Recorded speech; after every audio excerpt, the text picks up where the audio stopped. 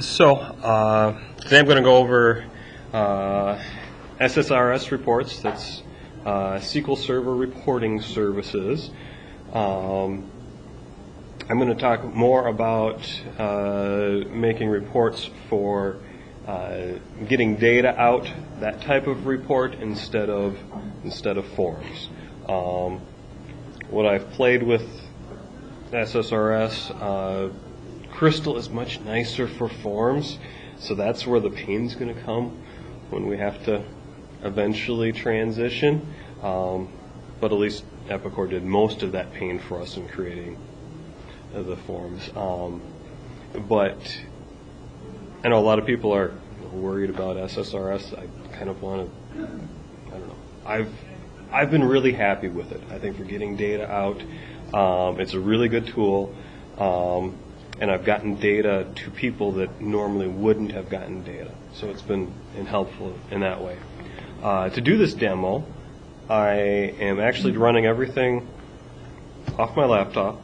All I've got is SQL Express installed on my laptop and Epicor's demo database loaded. So I just downloaded everything and tossed it on my laptop, and I can do the demo from that. There are a couple differences in SQL Express, and I'll point those out. I won't be able to completely publish this report in Express, and I'll point those out, but basically everything works. So I start all of my reports in SQL Server Management Studio. I like to write my queries in the Management Studio. I think it's easier to write the queries in there instead of going into SSRS Report Builder and writing the query there, and I'm just more comfortable there. So I write everything there. I get all the data that I want, and then I bring it into the Report Builder to format it. So I've got up right here is Management Studio, and I've just brought up the query designer so I can start doing a query. And I'll make the query off of a wizard. If I have to do something fancier, I might write a little bit. But the demo I want to do is I want to do a sales report. And since I think you'll have the same experience that I will. I want people's inputs on what they like to see on their sales report. So, what do people put on your sales reports? What data? Customer. We'll go into. So I suppose I'll start with invoice. I'll start with the invoice head. We'll probably want the invoice detail. Okay, so we want customer. Oh, that doesn't work.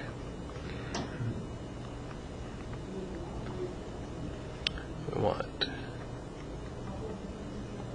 customer because we probably want more than their ID, right? We want their name. What else do people? Sales rep. So sales rep code is on the invoice, so we do need the sales rep. Ooh, that's actually that's a good one. Oh.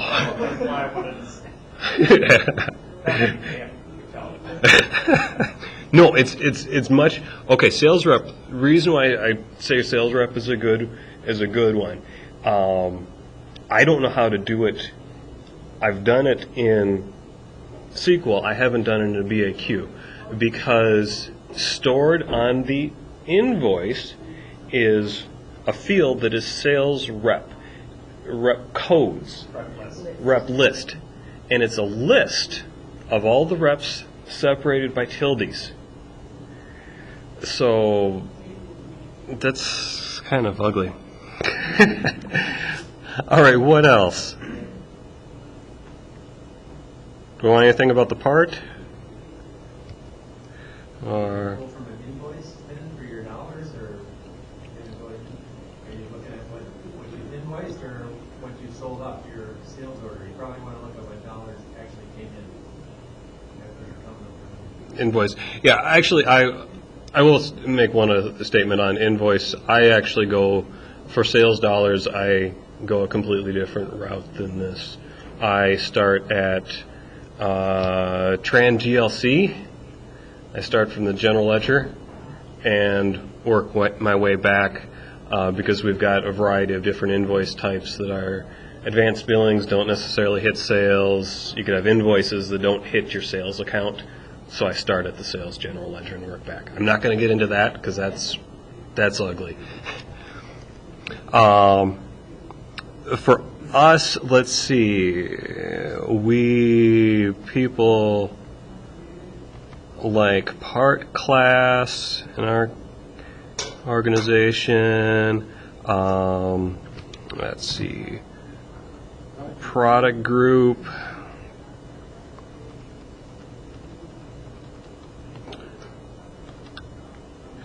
what else?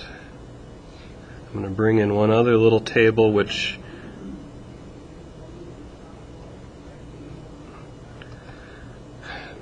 isn't a normal table. In a separate database, I always have a table sitting around with date information. So this is a table that has every day from 1900 to 2099. And about every day it tells me, oh, what's the year, what's the month, what day does that month start on, month ending, week starting, week ending, day of the week, all those different things that seems like people want to know about. Sometimes you want to group things by month, sometimes by year, sometimes by quarter. And so I keep a table around for that to make my life easier so I don't have to calculate it. Okay, so now all I'm going to do is I'm just going to start linking these up in a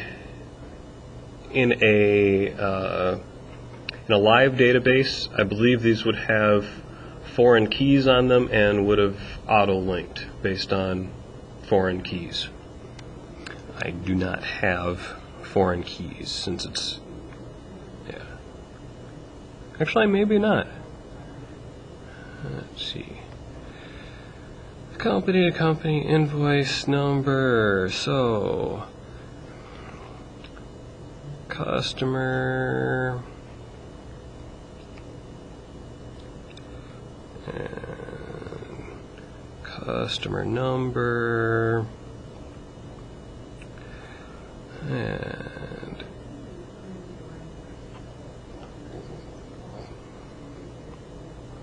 company to company sales rep list. Let's see, on these I should be checking my joins. Like on sales rep, I don't believe sales rep's required, so I want to do an auto join. So I'm just going to click on the link. That's how you do it in the wizard. You click on the link and then you say, I want to select all the rows from the invoice head. Let's see. Can you? Doesn't matter. No. I think it makes an arrow one direction or another. Yep.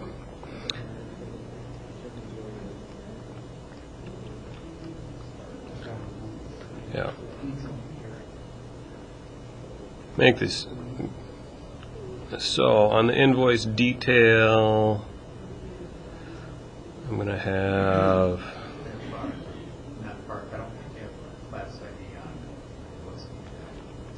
Oh, I don't have class ID? Correct.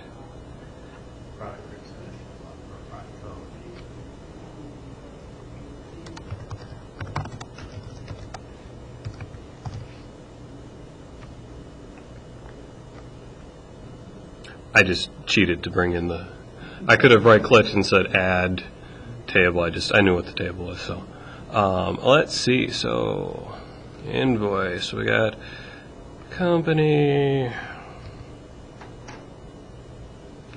part number. Make sure that this is an outer join because it could be part on the fly. That will get us our class.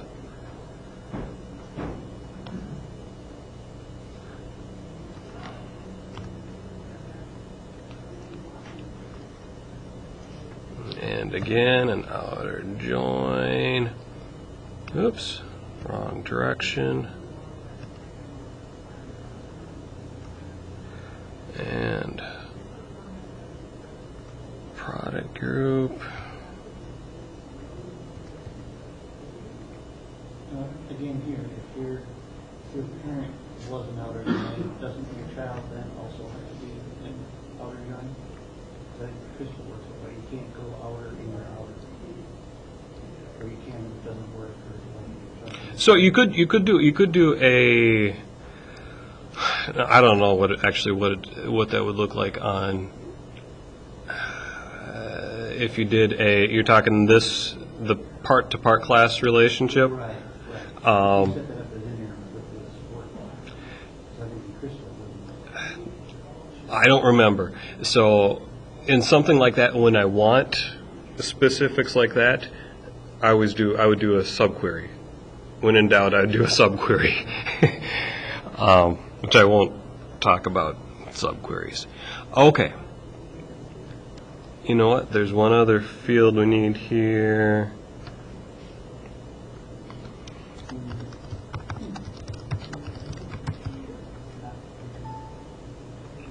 I want to bring company in because we are multi-company. I'm pulling from the demo database.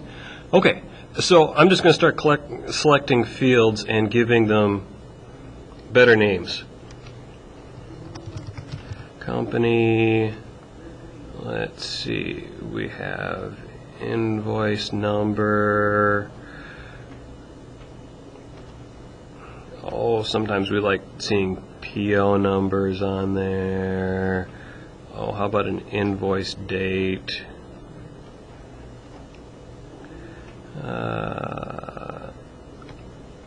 I'm going to bring the sales rep list in because I don't know what the data looks like in the demo database.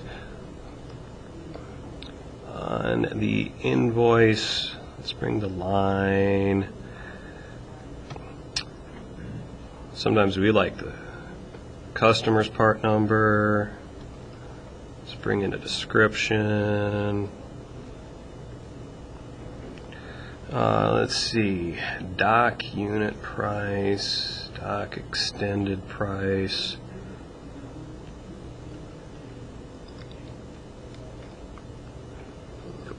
Let's see, we got company. We didn't actually need anything from part.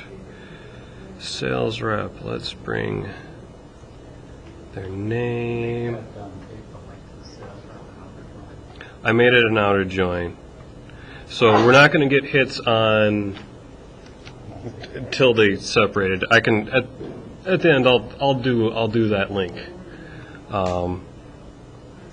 Let's do the customer ID and their name, the product group, and the description. So when I selected some of these, if you look down at the bottom, it started just calling them expression 1, expression 2. That's because I had duplicate names. Because this is the customer name. And this is product group, class, and what did I do with my other table?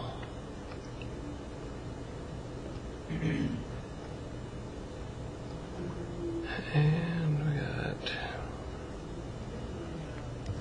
invoice date is in here someplace.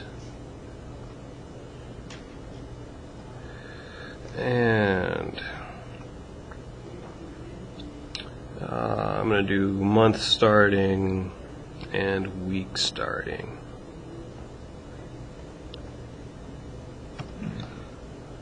So I get a little bit of a, that's the query it generated from there. And I can run it and see what the data is. And so as I was making reports for people, this is pretty common. I would get this giant list of things that everybody wanted. Now, this is too much stuff to put on a report. It's too wide, oh, what if I wanted to summarize by most of these? You know, what am I going to do with this? It's just your report ends up being an Excel spreadsheet. And, oh, by the way, if you wanted this in an Excel spreadsheet, this is completely off topic. Does everybody know this little trick to grab data in Excel from a SQL server? If you make that query, you can paste it into there, and now you've just got the data in Excel. Okay, that was not at all related, but that's what I do sometimes when people don't know what they want. It's like, oh, I'll get you the data. Okay, so we've got a bunch of stuff. So what I do before I get to the report, I actually start to organize the report, and I change the source data to make my life a little bit easier on the report side. I'm going to just copy and paste, but I will. So this right here, these are just some variables. And I only have these in here so I can actually test this query in SQL. So what I'm going to do is I'm going to make some placeholders. I'm going to make some placeholders so that the user can select which data they actually want to see on the report. And I'm going to do that in the query with a case statement. Case. And I'm cheating because I'm on the spot and I don't feel like I can actually write it on the spot. And I don't know if I have this data. I never actually grabbed zip on there. It doesn't, it's giving me lots of red because I don't have a comma at the end of there, and I'm making a new piece. So what this case statement is saying is basically look at this variable, group 1. If it's equal to customer, then give me the customer's name for it. If it's equal to zip, then give me the customer's zip code. If it's part number, give the part number. If it's part class, then part class dot description. If it's week, give me this little bit of a mess. The reason that this is messy right in here is because everything else that I've got there is a text field. So I have to take this date and convert it into a text field so I can display it. So if I run this, oops, I've got a comma at the end. If I run this, now I've got group 1, and it's pulled in that. If I change this to customer and run it, in that same spot, now I've got the customer. So now this is going to be easy to bring into the report and have the user select what kind of data they want to see. So this is a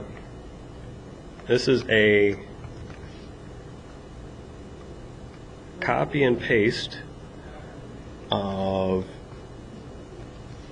everything that is above, but group 1 was replaced with group 2.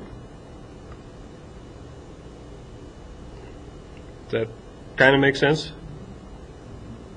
And another nice thing about any question that you have on SQL, Google will answer for you. There are so many people that do SQL out there.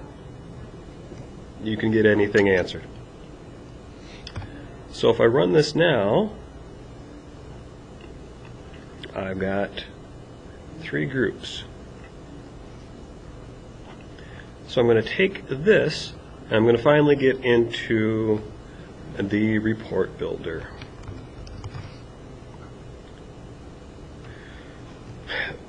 One of the confusing pieces with SQL Server reporting service, this I find a little confusing, is you can write things in the report builder, or you can write them in Visual Studio. I started in Visual Studio. I actually moved to the report builder. It just feels more integrated.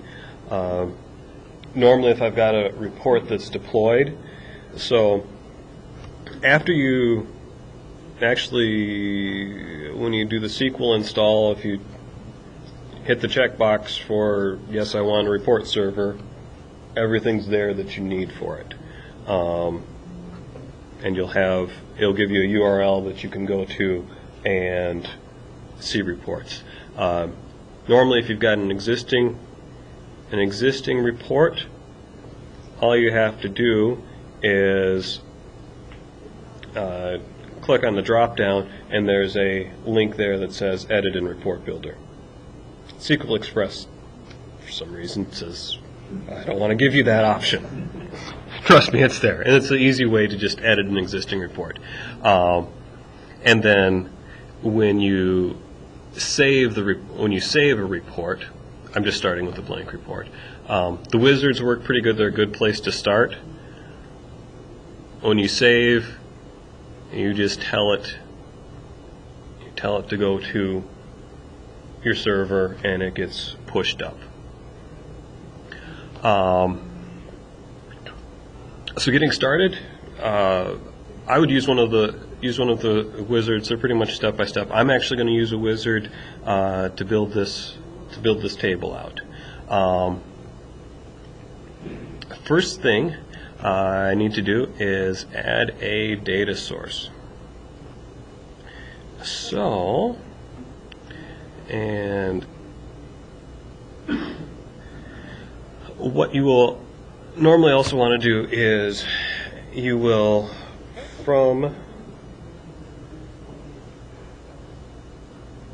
you can do it in the report builder, or you can do it from here.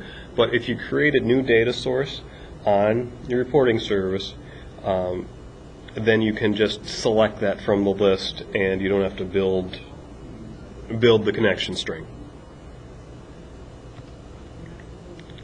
The connection strings are fairly straightforward. I can never remember I'm going here because I never remember the syntax on the SQL Express instance. So this is just my SQL server. Since it's Express, it's got this SQL Express at the end. But hitting the build, the drop-down list will work, and it will give you a list of all the SQL servers on the network.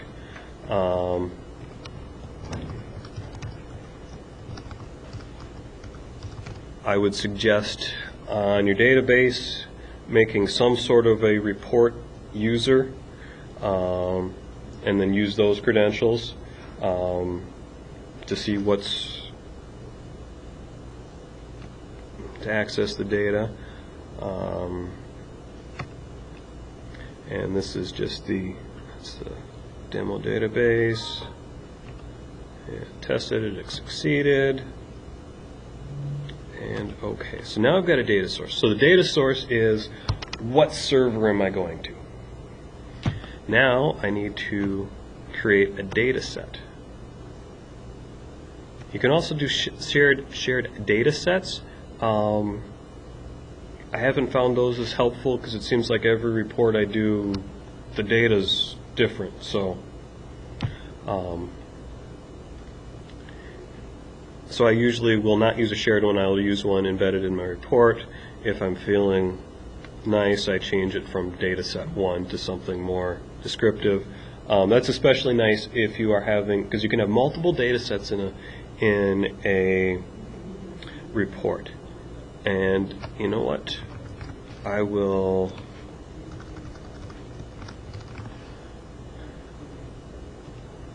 actually give it a good name, because maybe I will add a second data source later on and show you applications of that. I already built a query here, so I'm just going to copy that and paste it into here. I do have to comment this out. Well, I don't have to comment it out, but it's not real helpful if I leave it in. Those are the variables I was using for testing.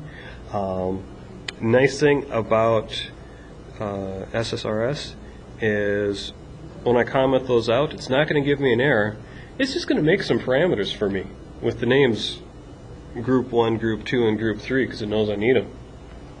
So I can just comment it out and let it do the work. So if I had bad syntax in here,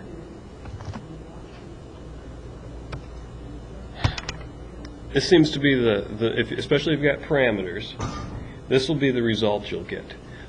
Is it says, ooh, I don't understand what's going on. Why don't you give me the parameters, and then maybe I'll understand it. I could put anything in here and it still wouldn't understand what was going on.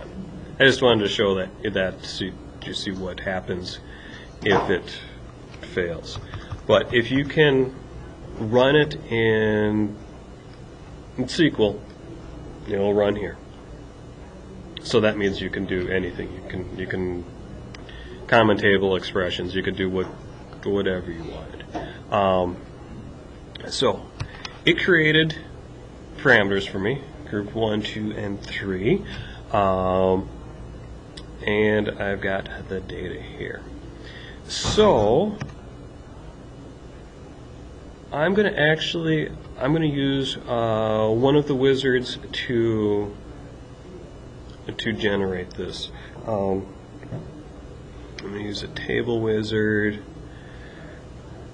So it wants to know my data set. I'm going to use that for my data set. So I'm going to summarize extended price, and I'm going to have row groups of group 1, 2, and 3. Now you probably understand why I call them groups, since that's where it's labeled as groups in here. Now in this wizard you actually get some nice formatting options that can take, if you don't use the wizard, these formatting options can take a while to do. They all are, of course you can do them manually, but they just take a while. So I'm going to use the default, which is going to show me subtotals on all 3, and it's going to give me the option to expand and collapse them. And it created it for me. So next piece I need to do is make some sense out of these parameters. So back here, I know I only want the users to be able to enter these for parameters. So I have to tell it that these are the parameters that they can select from. So under the parameter, if I go to available values, I'm going to specify the values, and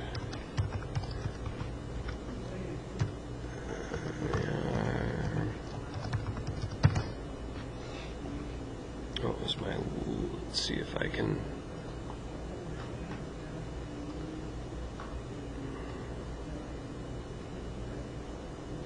and it's going to go away, isn't it? Okay. Zip.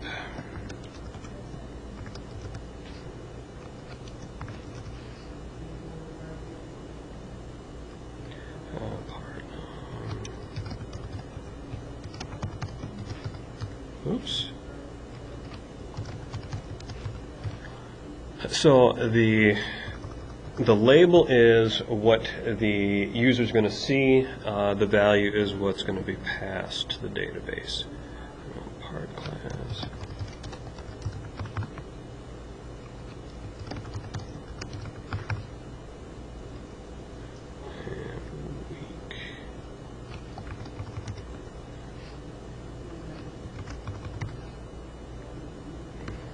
And just so something happens when they run it, I want to, I'm going to also give it a default value of customer. So if I run this as it is, you can see I get a drop down for group 1, and then group 2 and 3 are blank. Unfortunately, there's no way to copy and paste, so to get that drop down list for group 2 and group 3, I have to type it all in for all of them.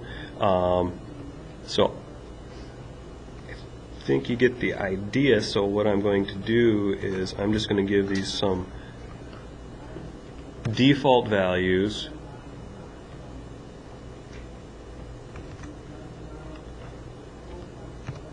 And what else?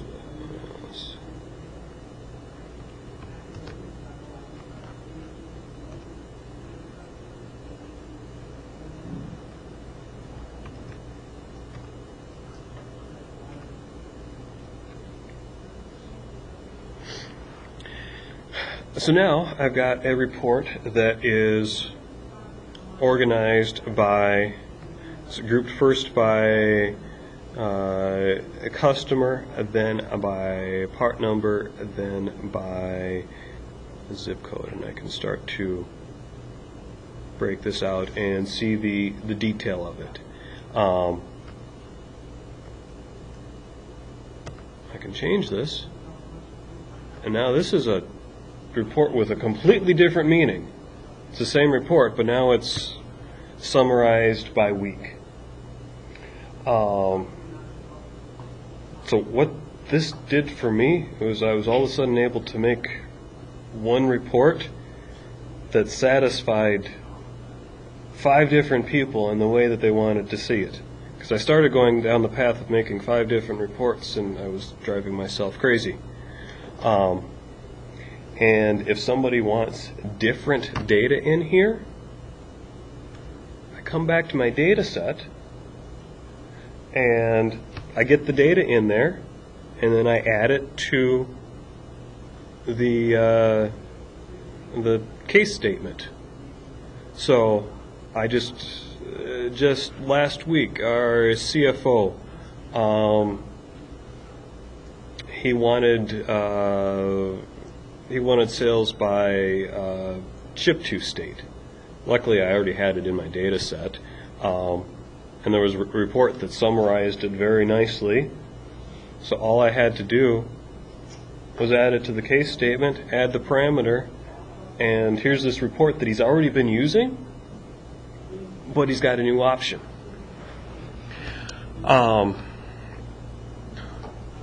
So obviously there's one kind of glaring problem on this, that the label is group 1. That's not very nice.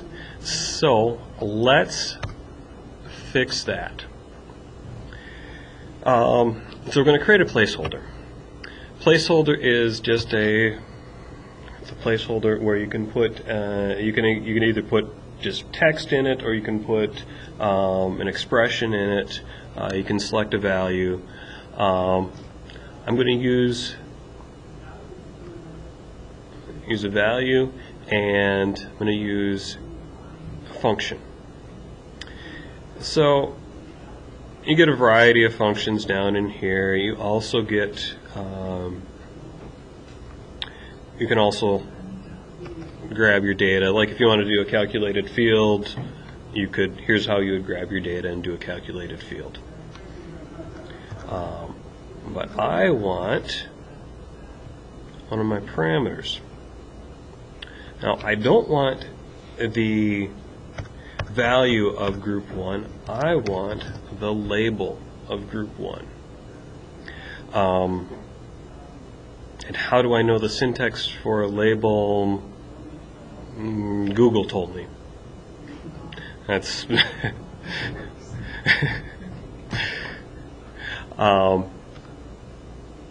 now when I run the report,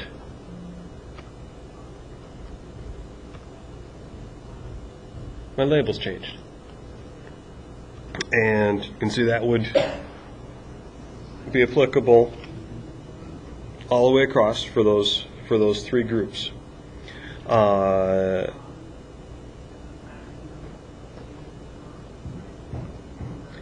Let's see. Does that make sense? Questions on that?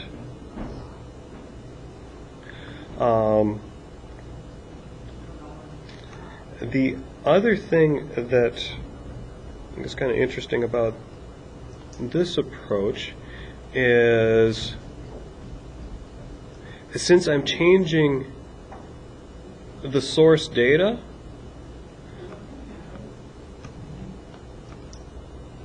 well, I can make a chart out of this too.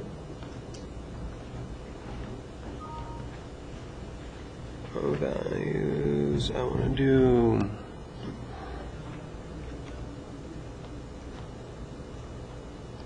there. I'm just going to do that. Yeah, whatever. Ooh, drop it right in the middle of everything.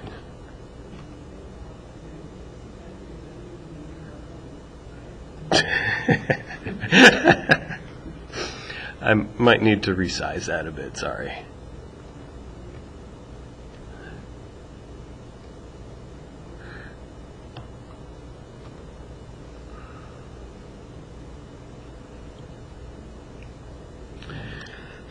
So I can get, I can tie a chart on this too that,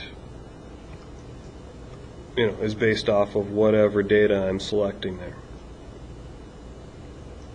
And why didn't week? I've got lots of pages. And there's sales by week. Huh. Looks like the demo database is seasonal.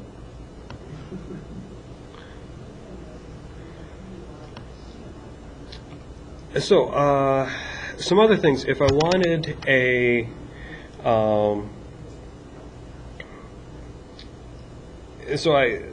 the example I gave with the parameters there, I selected from a fixed list. That could be a list from the database. It's not really applicable in this application, at least not with these groups, but it is in other ones. So what if I want to filter by company?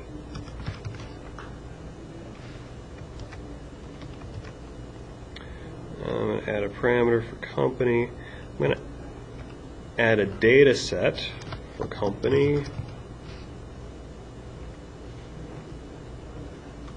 And select name company from company.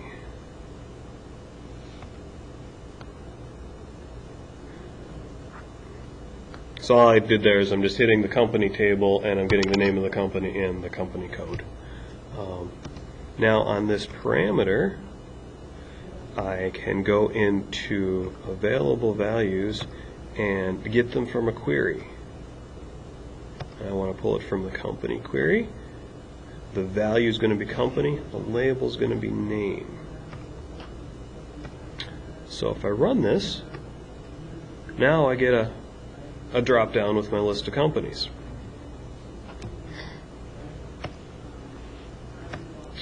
So, of course, I'm not doing anything with that yet, so let's go back and change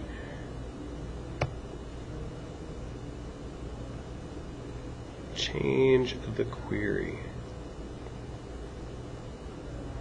And you know what? I'm going to, this is more of a habit because I feel like I mess up things enough and I end up going back to here to test my data out that I usually always come back and write it in here.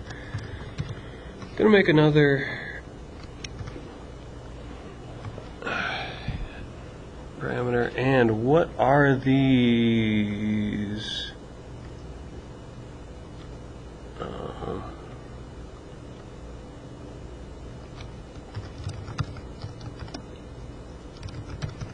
I don't know what the company codes are. I have to see what, I want an example of one of the company codes, that's all I'm doing here. Epicor 3.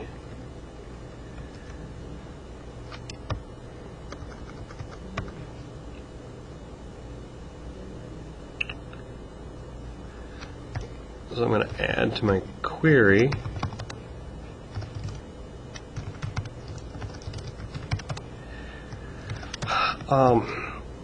okay, the syntax I'm using here is a little odd.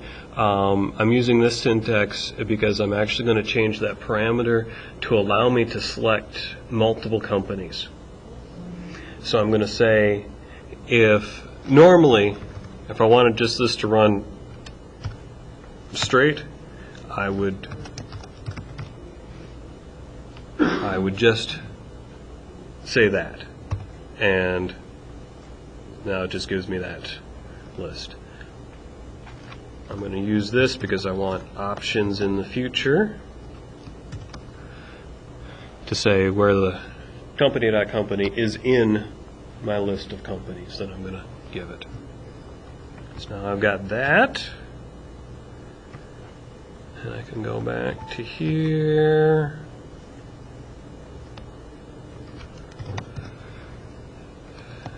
Comment out my stuff. So on the parameters, so I've got the name, I've got available values. So if I select allow multiple values and run this, I get my drop down list, and I can select a group of them. You can also have, your parameters can be cascaded. So I guess I do this all the time because we're multi-company, multi-plant, which means select the company first and then you select the plant. Before I do that, why don't I just do this real quick. If I wanted to do default values, you can do default values also off of a query. So I can say, hey, you know what the default of this is? Is just select them all.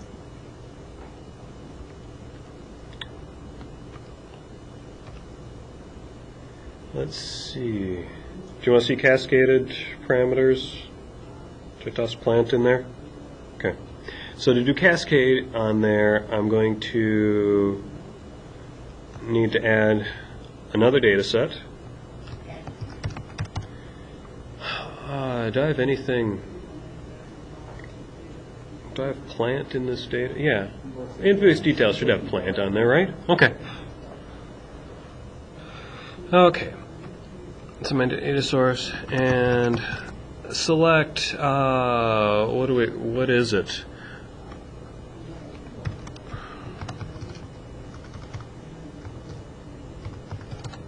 Star from plant. What is it? No, it's just plant and name. Since I'm already here, plant name from plant where company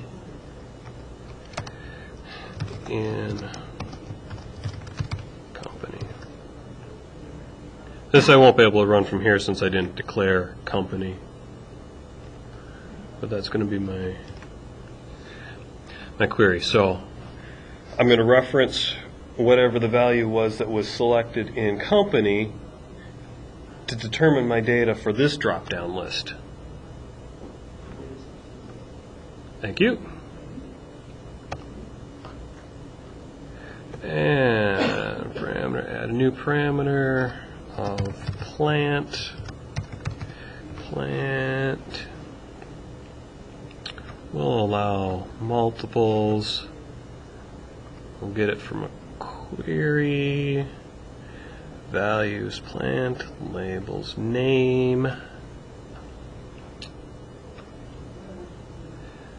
So now, if I come back to here and select that, I get one choice. If I select that, I get a little bit of a delay, by the way, and I have that list. I'm getting duplicates there because they're the same. I guess it's just going to return all of them that are available. I could have done a select distinct to eliminate that. Or done something else to clean that up a little bit, but basically I want to get one that has something besides for main plant. But there, yeah, as I select more, that list changes. There are oddities when doing this because now there is kind of an order that the parameters need to go in. So, and the user can start, you can select all the way through, and now you've got everything available. Now you can start going back and making strange choices, and it can end up with odd things. If people run into that, I just tell them, no, just try to do them all in order. And in this case, I would have changed the order of the parameters, to go like that, so that they kind of were in a more logical order. Let's see.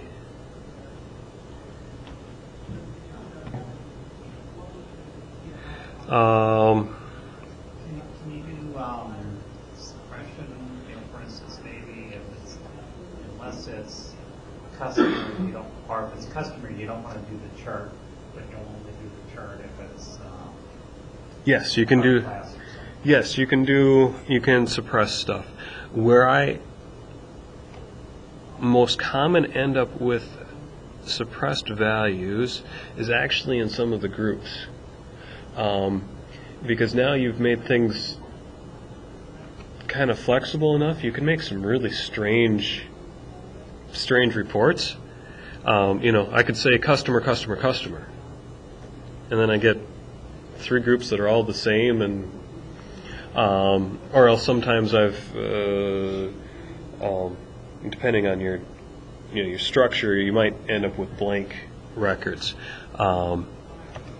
But in here, the row visibility, and you can show or hide it, and then you can create an expression to show or hide it. let's see, other important things just in the designer. So all this group stuff is controlled down here under group properties.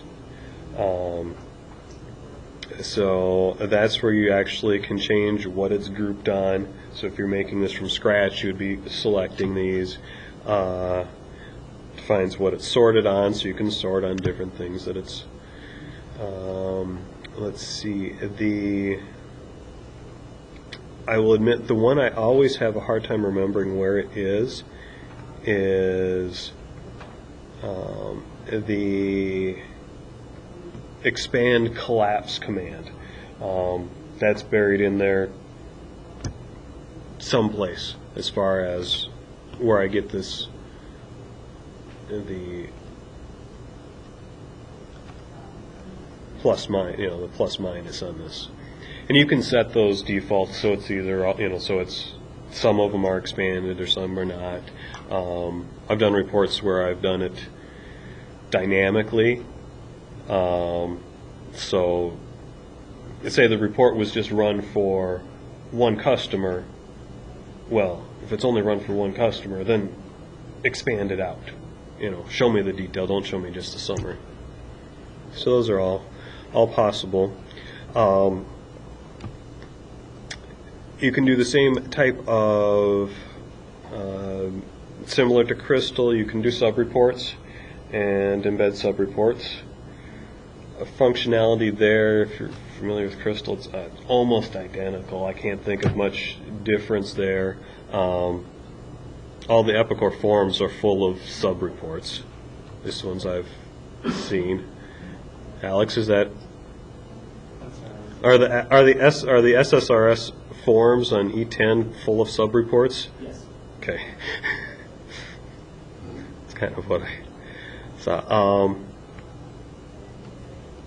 You can also do on the actions. You can drill down. So, for example, on our sales report that I have, we have. I've got a summary. It's kind of a master summary that has all our companies and all our customers all combined together. But if you click on one of the values, it takes you to one level down, a more detailed report, and passes the parameters. So that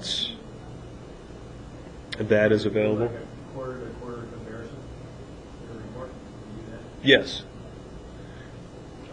Column by column? Yes. So the column-to-column stuff. The column-to-column stuff, where I've had problems doing that is on it's easy to do if you've got fixed number of columns. I've done, if you do a matrix configuration, does everybody know what a matrix configuration would be? Let me toss one up there just so I can see what. Do a matrix wizard. And this time we're going to go like this, and we're going to go like that, and we'll put two things in this one. Yeah, sure. And it dropped right on top. I'm going to get rid of that.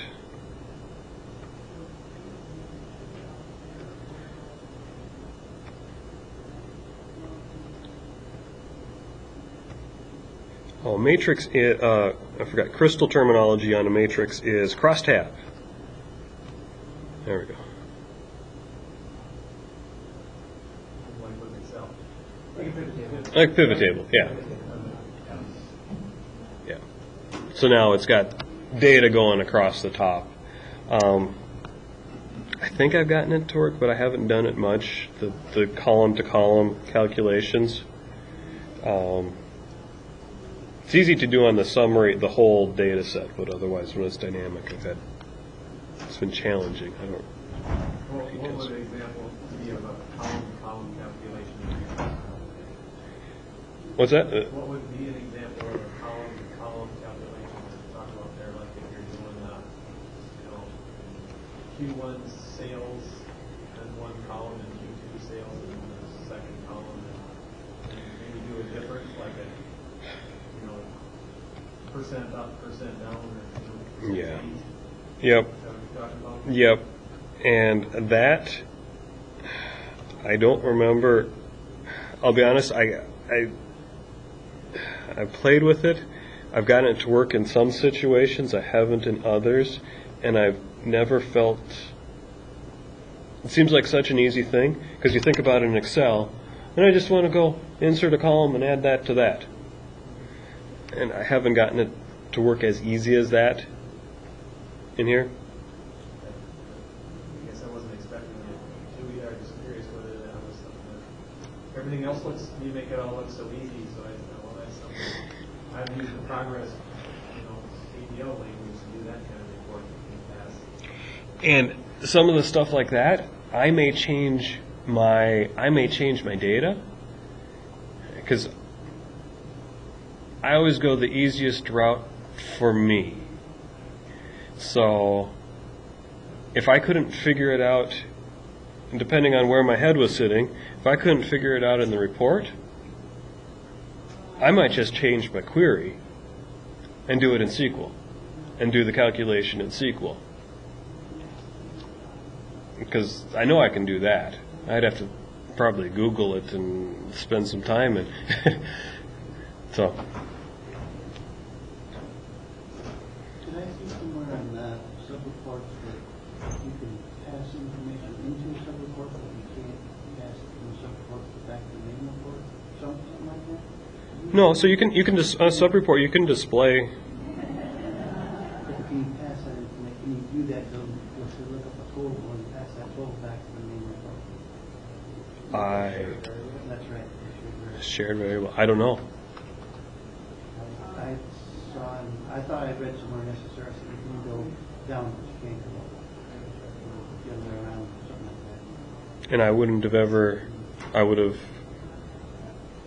ever gotten to that point of trying. I would have written it in the query I would have written a subquery to get the data I wanted. Is what I would have ended up doing. So if you try that subtotal by month or something, then you just want to use that, you just make that number. And like on the subtotaling by month, like here I can subtotal this report is subtotaling by month if I select that. That's my date table has meant I didn't need to do some of that fancy stuff on. Then in Crystal I probably would have done it with the sub report to do some totaling. But So Carson, how do you, are you going to show that how you access this through that Epicor menu bin? How do users access the report? So to access it through the Epicor menu is terrible. So it's terrible. Yes. So basically, all I do is I do a dashboard that points to the URL, and it's a web page. Why not put a URL as one of your... Or a URL is, or do a URL there. Yep. As what one of the reports have? No, just to do a menu item that's as a URL. Okay. I talked to them at Epicor about passing parameters and things like that, because multi-company, multi-plant, I want to be able to pass current company, current plant.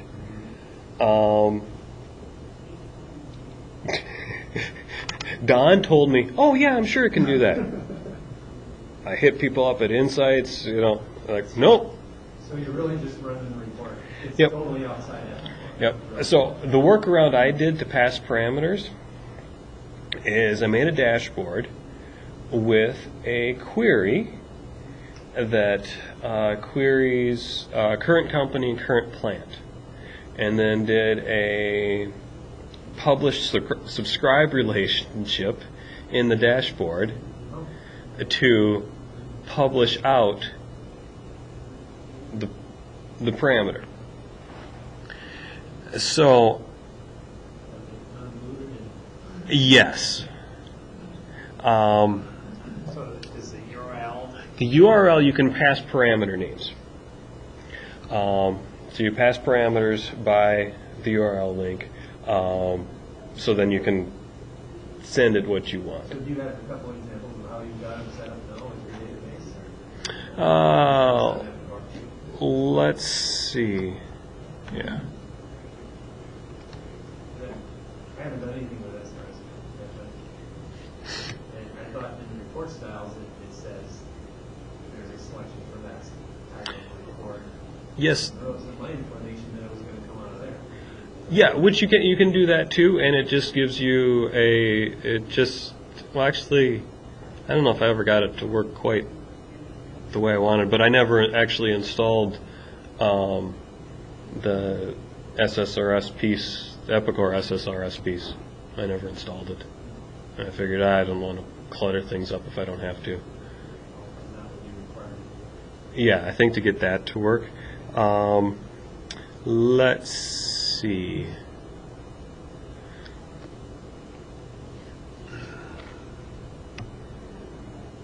Oops.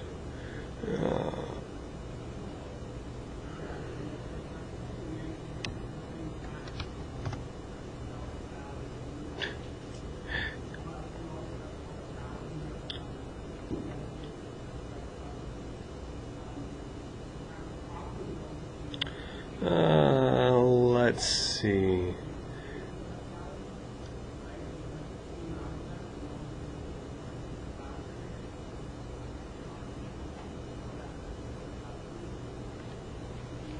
The way you were showing it, the way you were demonstrating when you were previewing the report, you had parameters and you could pick what fit.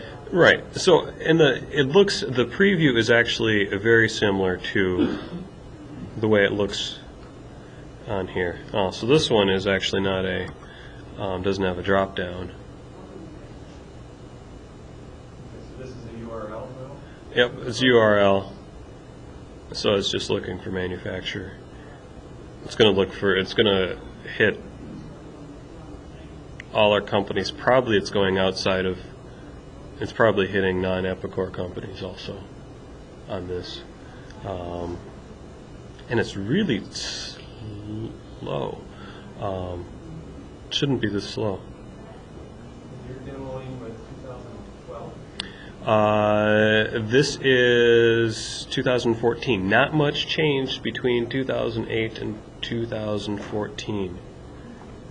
So you could probably do what you're doing with 2008. Yeah. Let's see. What do we have?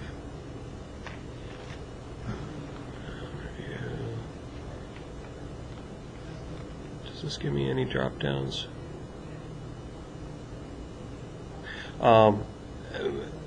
Previewing it through there looks basically the same as it does in there. I'll open it up in, this is my local one. This is something you wouldn't ever get, is it's the Express didn't let me save credentials to the server. So this is what it looks like in the browser, basically. I will show one other thing since I did connect up to our network. You run the E10 reports and Epicor is running the same thing, or what's the form like? Okay, like if I'm going to run the pending sales order shipments. Yep. Okay, that's an SRS Yeah. report. Yep. When I run that in E10, is it the same types of prompts that I get now in E9, or? Yeah, so you choose. So basically, when you're, any of the standard reports that are built in there, it's going to have that same report parameters box that's going to pop up. The only difference is that it depends on how you installed SSRS in the first place, because you can decide what your default forms are going to be, anywhere from the HTML version or a PDF, Excel, Word, JPEG. You can choose how that output is going to come when the form pops up. So I have all of mine defaulted to PDF. So, but the standard default would be the HTML where you have the drop downs on the top, but those drop downs automatically get filled in based on what you select inside the screen that pops up in Epicor, right? So you still have those tabs, the filters basically, where you're saying, okay, I want these part classes. Yeah, Just so publish out the part classes already filled out on the top report. yeah, so for their published stuff, the stuff that Epicor's done, they've made that link, but they haven't explained how to do. Yeah. So give that to us. Yes. Well, and I should say, in V10 too, that the PDF really just acts as a default, as a little drop-down box, so you can change it. Correct. At any time. User has the If you want option to Excel Correct. or XML or whatever version, you can, the PDF just does default. Right. One of the things that we've started using a lot is subscribing. So this is actually on a retired server, but if you click on a report, you can subscribe. And it doesn't like that one. Let's see.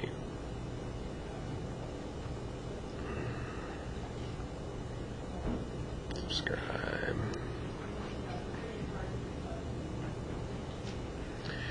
So under the subscriptions, you can say, hey, I want this in email. You can say who it's going to, when it runs. You can give it default parameters. So in our organization, every Monday morning, probably about 100 emails go out with PDFs to all the sales reps, so they get last week's bookings, last week's sales. They get reports for all that stuff, and they're just for them. So not everybody's just their stuff. So that's been really nice, and you can include a link. You can determine what format it's going to come in. You can also dump it to a network drive. Let's see.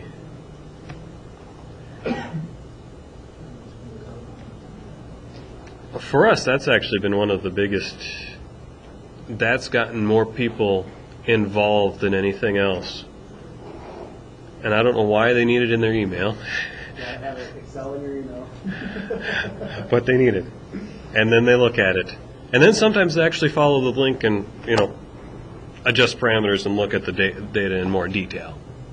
But any other questions?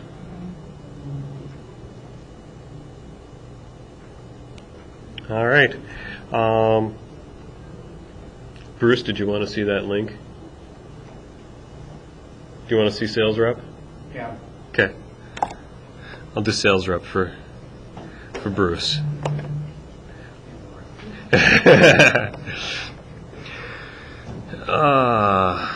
I'm going to make a simpler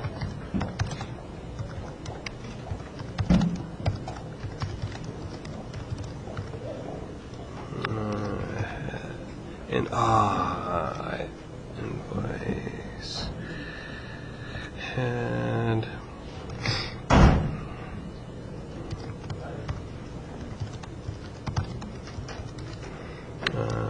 sales rep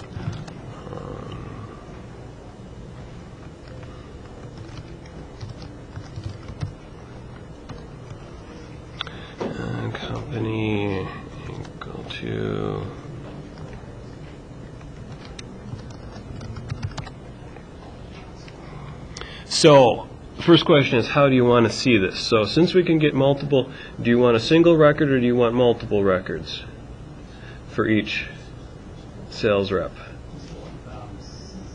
You want? Why am I asking this? Why don't I go do the easy one first? I'll do the easy one first.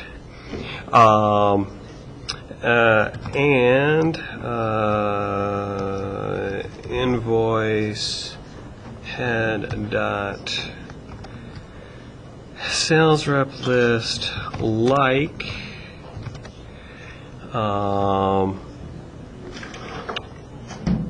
sales rep dot, what is it, sales rep code. So this will, I'm going to actually put some wildcards on it. Oops.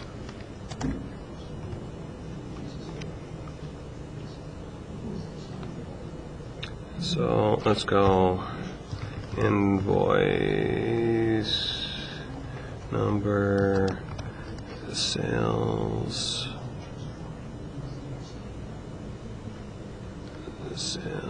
rep.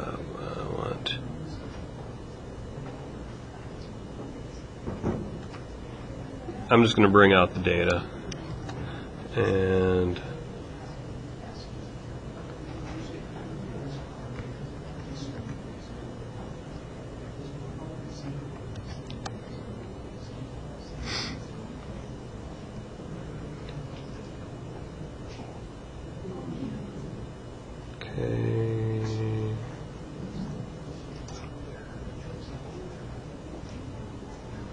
well, that's a weird list.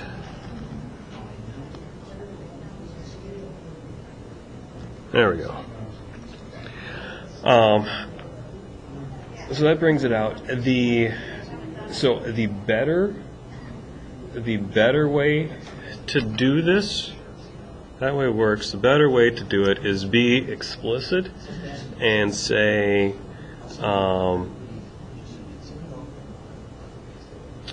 to do this. Since I'm separated by tildes, I'm going to ensure that my rep list has tildes on both sides, and I'm going to add tildes here. So these percent signs are wildcards.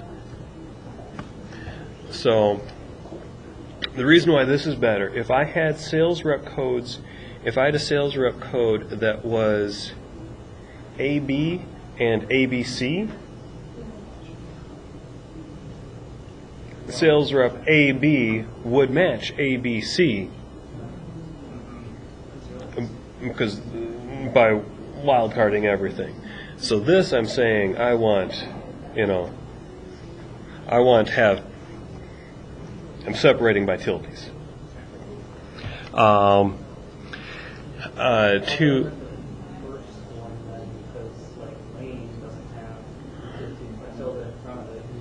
That's what I force tildes on it. Oh, I see. Okay. So all my records always have tildes on all sides.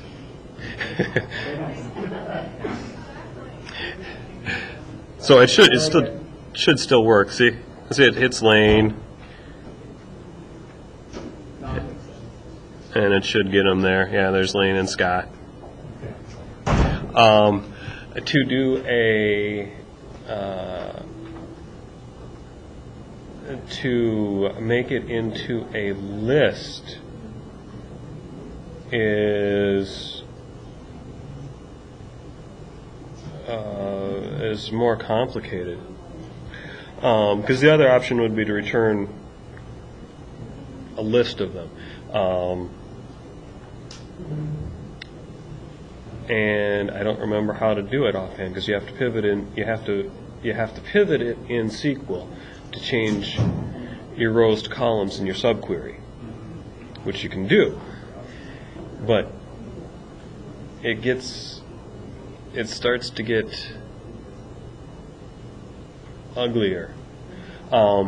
If you have somebody that's tagged as a primary, that gets a lot easier, because then you just make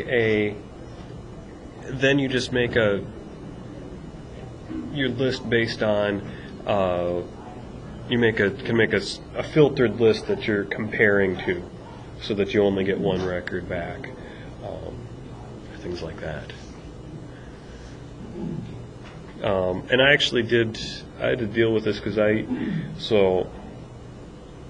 just kind of for reference on other things you can do with this, and I'm over time, but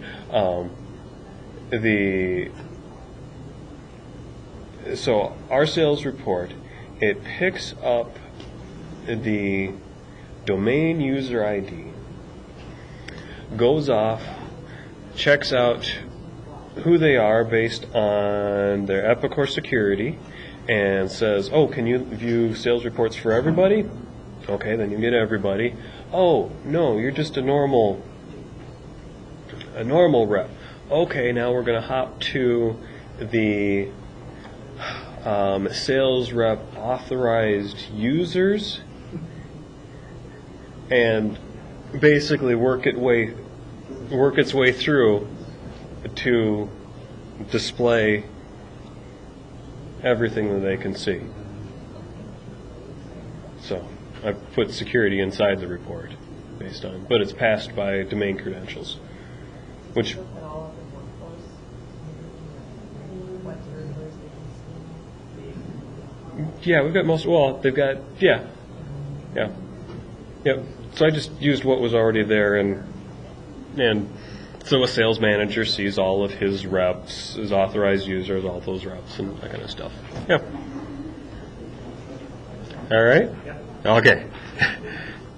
Thanks, everybody.